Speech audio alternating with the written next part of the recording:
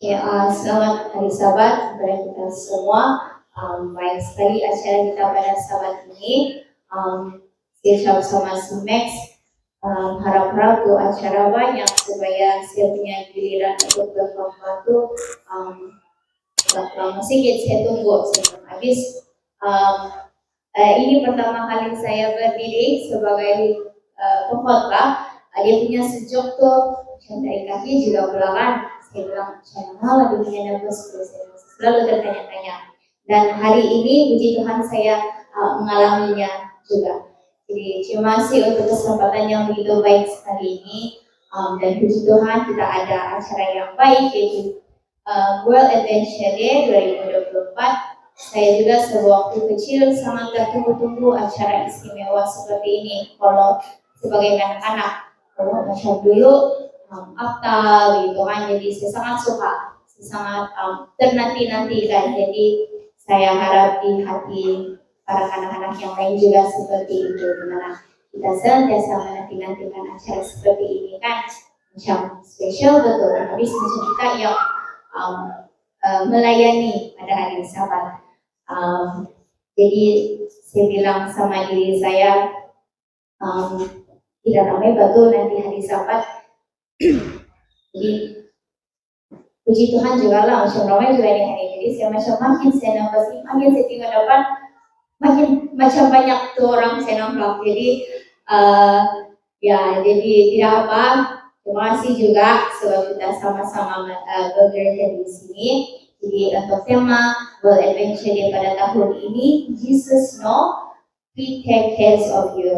Dalam bahasa Melayu, Yesus tahu yang menjaga kamu itu adalah tema kita. Tema ini mencerminkan kepercayaan dan keselamatan yang ingin kita tanamkan dalam diri setiap anak-anak, mengingatkan mereka bahwa setiap mereka berada di bawah jagaan kasih Yesus. Jadi sesuai dengan tema kita, tajuk khotbah pada hari ini juga adalah Jesus know He take care of you. Yesus mengetahui, Dia menjaga kamu.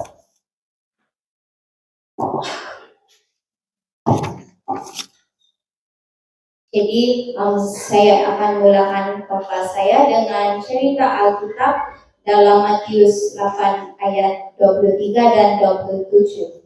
Di hari ini kita meletakkan diri kita dalam kisah yang menarik yang mengajar kita tentang kuasa dan penjagaan Yesus yang menakjubkan.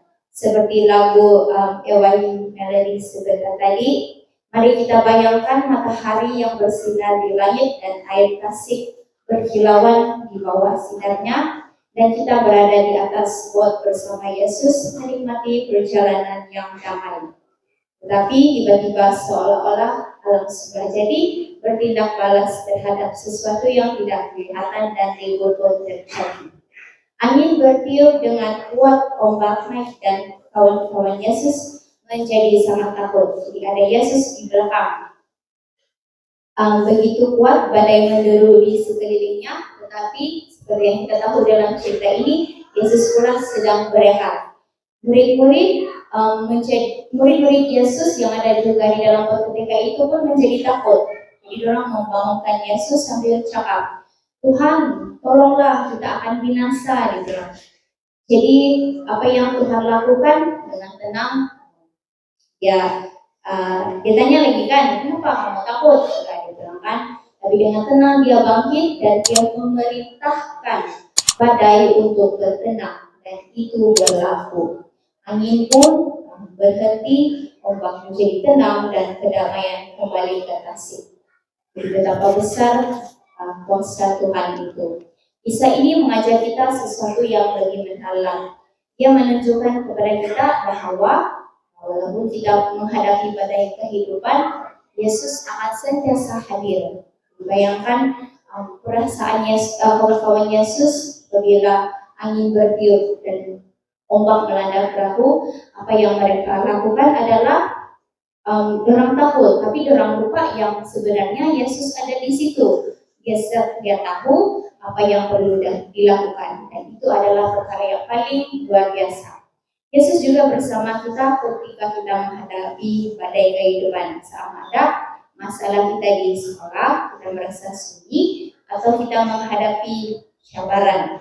Yesus sentiasa mengetahui dan Dia mengambil berat. Jadi anak-anak kecil, apabila kamu berasa takut dan menghadapi sesuatu yang sukar, ingatlah kisah yang menarik ini. Seterusnya kita akan mendengar cerita tadi kita sudah mendengar cerita murid-murid Yesus di dalam bot, di mana kita pun kadang-kadang merasa bimbang atau takut, dan ketika itu berlaku kita akan sering berpaling kepada ibu bapa, guru atau rekan kita kan, jadi kita pun kasih tahu orang masalah yang kita hadapi. Jadi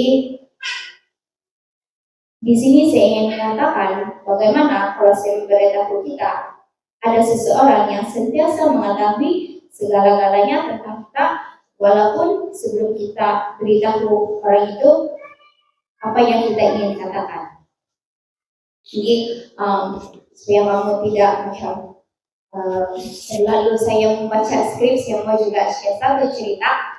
Saya sebagai seorang anak-anak membesar, ingin saya kongsikan, saya membesar agak istimewa agak mencabar juga, tapi dalam keadaan yang baiklah, yang sangat baik sebenarnya. Jadi saya membesar berbeza dengan kawan-kawan yang lain,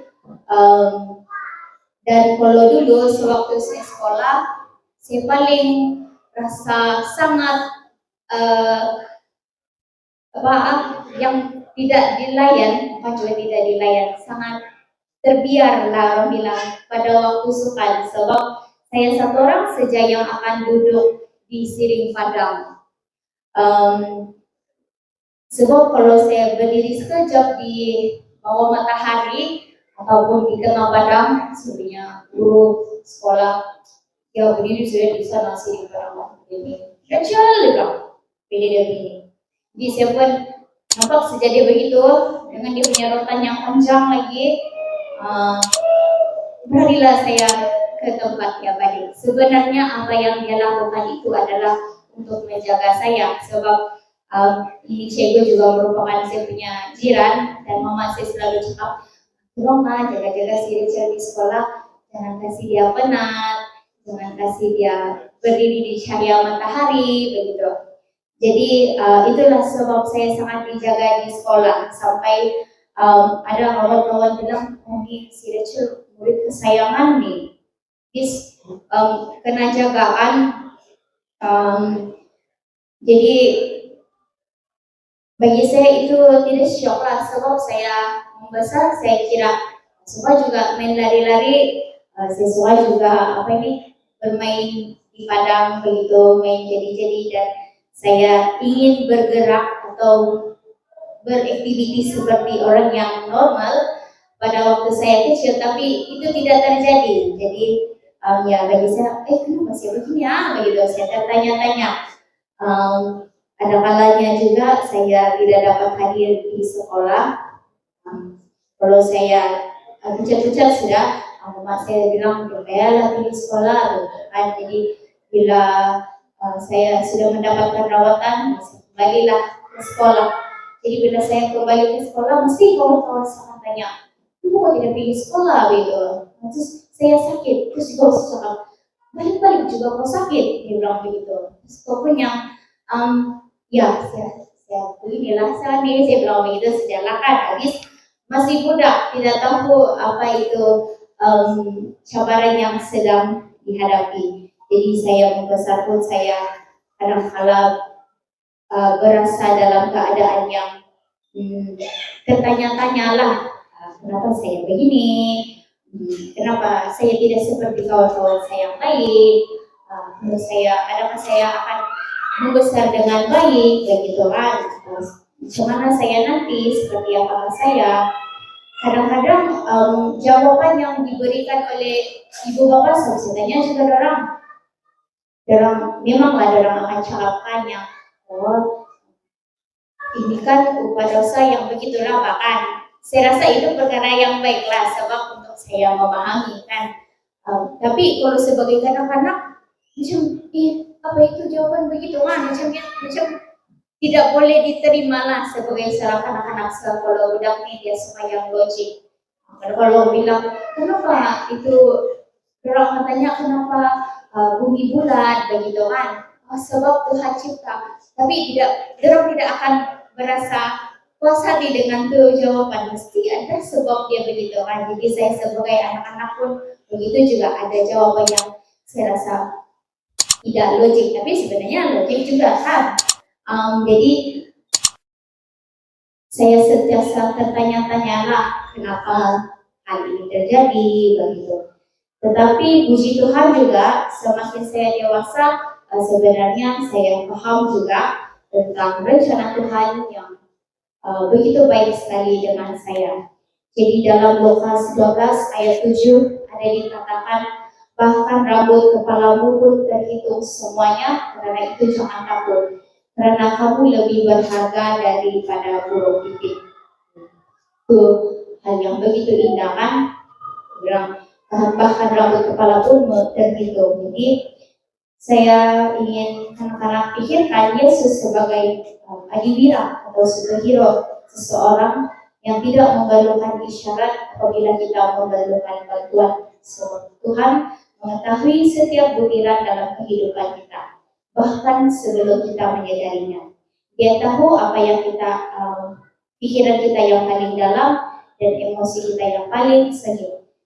Tidakkah menakjubkan untuk mempunyai seseorang seperti Yesus dalam kehidupan kita, di mana kita boleh memberitahu Yesus semua kegembiraan, kesedihan, ketakutan dan kehidupan kita, dan bahagian yang terbaik ialah Dia akan sentiasa ada mendengar tanpa syarat.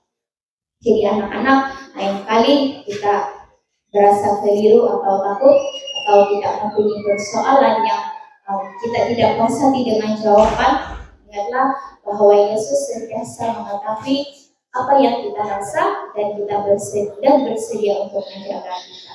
Jadi anak-anak, percayalah bahwa kamu mempunyai kawan yang baik dan superhero atau adiwira yang tidak akan pernah gagal. Menjaga diri. Seterusnya kita akan mendengar cerita di dalam Yohanes 10 ayat 14 dan 15, di mana kisah ini mengenai perumpamaan tentang gembala yang baik. Dalam Yohanes 10 ayat 14 berkata, akulah gembala yang baik, dan aku mengenal domba-dombaku, dan domba-dombaku mengenal aku, sama seperti Bapa mengenal aku dan aku mengenal Bapa, dan aku memberikan nyawaku bagi domba-dombaku. Bukankah menarik mengetahui bahwa Yesus mengenali kita secara pribadi? Jadi dalam Lukas 15 ayat 4 ada menyebutkan mengenai domba yang sesat. Jadi bayangkan sekiranya kita pula yang tersesat. Semacam kita ialah mungkin ini banyak kisah, jadi mungkin berada di kami punya genetik kali yang suka bercerita. Saya nampak sebenarnya dari bapak saya hingga ke abang saya pun begitu juga. Jadi tidak salah kan kalau saya pun begitu juga, sebab dia punya bloodline sama. Jadi terbuktilah kan kami adik-adik. Jadi saya ada satu kisah, bukan juga sesat lah, tapi lebih kurang seperti itu. Kalau mama saya dengar cerita, mesti dia kuning sudah kali kepala dia, macam dia mau destination nih, dia mau itu sudah habis. Ada satu kisah di mana saya dan kawan-kawan saya ada trip pergi ke Pundasam.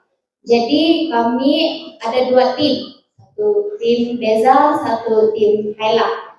Jadi yang kami ini tim kedua pergi ke Pundasam. Kami ada homestay di sana, Mesilau, Philip Garden. Jadi disebabkan kami tidak pernah nampak itu tempat, jadi kami sangat bergantung kepada GPS lah. Jadi ada kawan saya satu driver, yang satu tuh dia pegang GPS, yang tukang pusing kanan, pusing kiri, sekejap lagi kau nampak di kanan, kau pusing kanan. Begitu punya apa tuh kawan. Jadi dia yang begitu. Jadi kami pun berjalanlah ikut tuh GPS kan. Dalam beberapa menit, mungkin dalam 40 menit untuk sampai ke destinasi, kami nampak kiri kanan kami macam bukan mau pergi ke Philip Garden, bukan mau pergi ke Silau. So dia sangat macam hutan-hutan begitu. Tapi kami ikut juga tuh GPS kan. Habis mungkin terlalu percaya kan, tidak tahu bagaimana, terus kami kawan si cakap lagi. Habis dia bis ujung-ujung nih dia sunyi-sunyi, dia bilang lagi bah. Jadi kami pun yang oke. Jadi kami pun ikut juga itu GPS.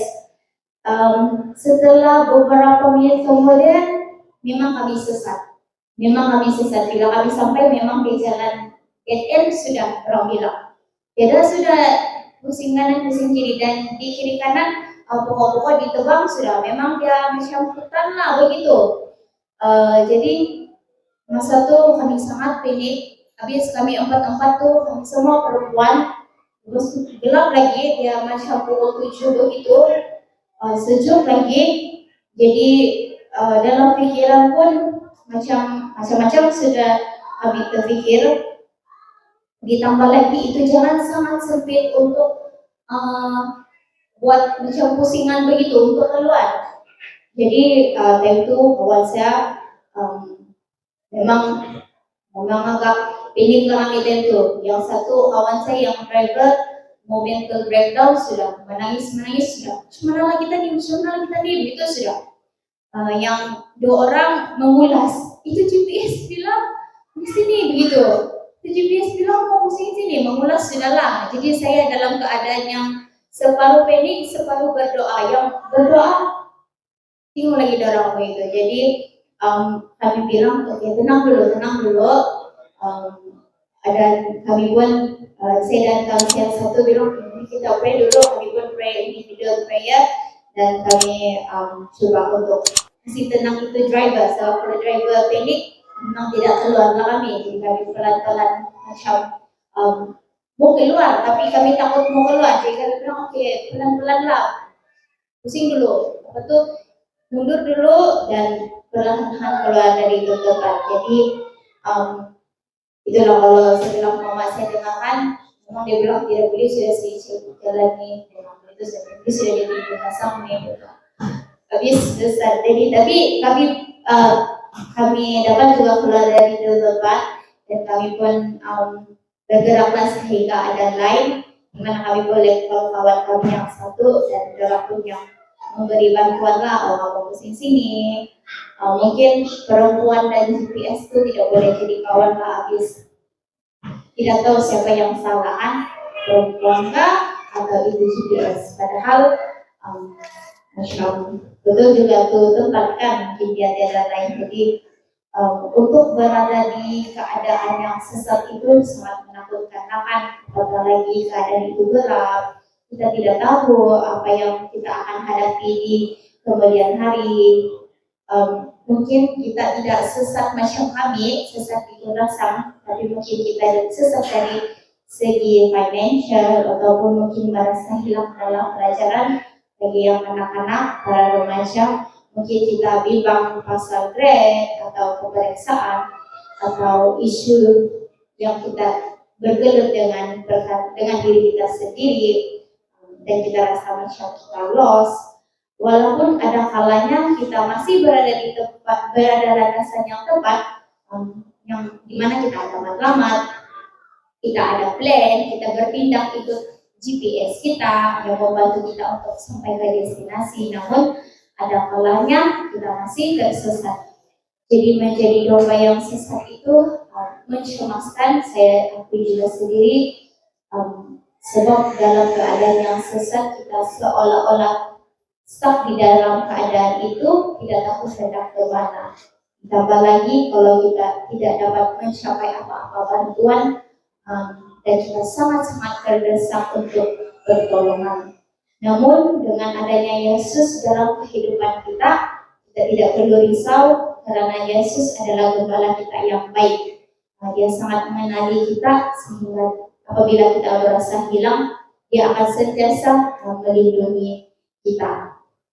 Dan kita boleh meletakkan kepercayaan kita kepada Yesus karena dia akan membimbing kita di dalam setiap langkah yang kita ambil.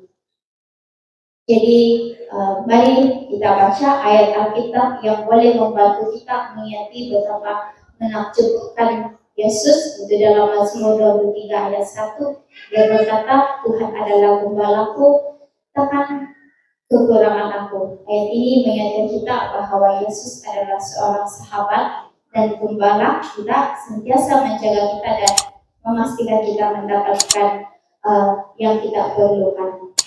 Jadi kita boleh renungkan ayat ini apabila kita merasa takut atau bimbang. Ingatlah Yesus adalah gembala yang baik yang sentiasa menjaga kita dan hal itu sangat seronok. Jadi saya di kesimpulan sudah, tapi belum habis lagi cerita saya. Saya harap saya masih ada masa untuk mengongsikan satu lagi cerita. Saya harap kita tidak bosan.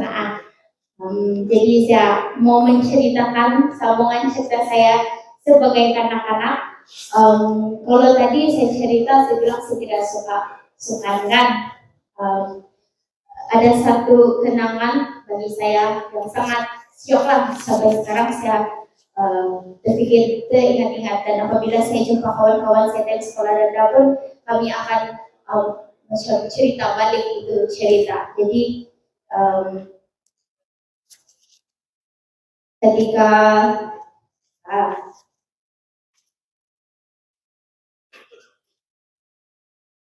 ketika saya masih budak-budak juga, kami ada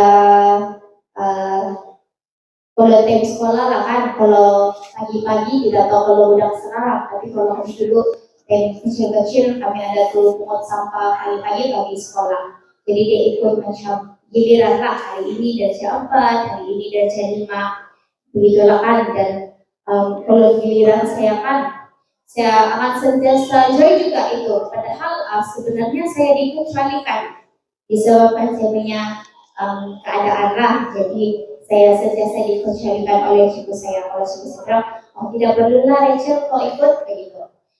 Tapi kalau saya suka juga pungut sampah. Bukan saya suka pungut sampah lah, saya suka itu activity lah. Habis dapat jalan-jalan kan pagi-pagi di sekolah. Itu participation sebagai belajar begitu. Jadi ya saya suka yang activity di luar sekolah. Jadi saya bilang oke saja baca itu tidak apa-apa juga kalau pungut sampah begitu kan. Habis itu sejak kali yang activity yang bagi saya seronok lah. Jadi ada lagi kawan-kawan saya yang risau, dia bilang orang katanya tadi cukup oke, cukup pening gitu. Cukup benar nih begitu.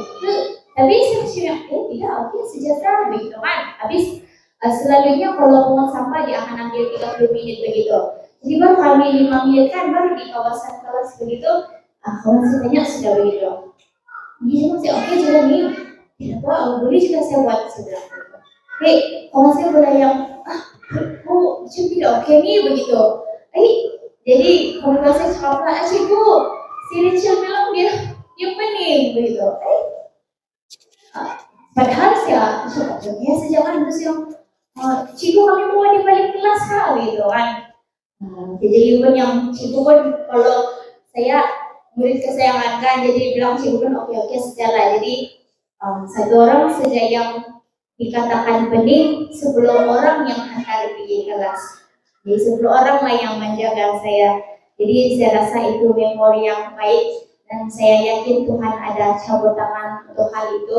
Dimana saya ada juga memori yang happening seperti itu. Seperti saya yakin Tuhan itu adalah superhero atau adhira yang sangat baik, dimana dia bukan sahaja menyelamatkan saya, tapi dia juga memberikan comfort dan membuatkan saya sentiasa merasa selama jadi untuk kesimpulan kita punya pelajaran hari ini adalah sangat seronok untuk kita belajar mengenai Tuhan dan untuk kita lebih dekat dengan Tuhan.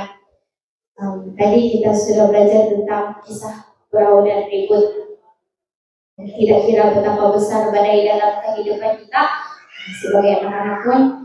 Mungkin kalau parents bilang budak-budak tiada badai kehidupan pak gitu kan, tapi jangan kamu ada juga badai kehidupan yang mau pilih pen merah pen biru pun salah satu dia juga kan mau pilih si Sharon kah si Kelly kah pun mungkin salah satu badai kehidupan orang tua. Jadi sebagai ibu bapak saya rasa dorongan, sokongan dan kasih sayang untuk kamu sentiasa muncul dalam kehidupan anak-anak itu sangat baik. Macam saya juga, saya sangat bersyukur saya ada ibu bapak yang begitu memberi sokongan, walaupun sebenarnya tadi kita merayakan ibu Mother's Day, sesama mama saya kami randomis gitu kalau waktu ya kadang-kadang kawan, kadang-kadang pandai begaduh gitu, tapi kalau hilang seluar cari mama juga lah kan. Jadi ya kalau sebagai anak-anak mungkin ibu bapak bilang oh budak-budak tiada badai kehidupan tiada kerisauan, tapi saya rasa ada juga cuma orang tidak memberitahu. Jadi sebagai ibu bapak akan sentiasa ada dalam kehidupan anak-anak itu sangat baik. Jadi jangan takut karena bukan saja ibu bapak yang mengasihi kita, Yesus juga mengasihi kita dan menjaga kita. Yesus juga adalah kita jadikan Tuhan sebagai adibira kita, sahabat kita, gembala kita. Sebab dia sentiasa tahu apa yang kita perlukan dan dia mengenali kita lebih dari apapun dalam kehidupan kita. Jadi itu sahaja sermon Adventure Day pada hari ini. Tuhan memberkati kita semua.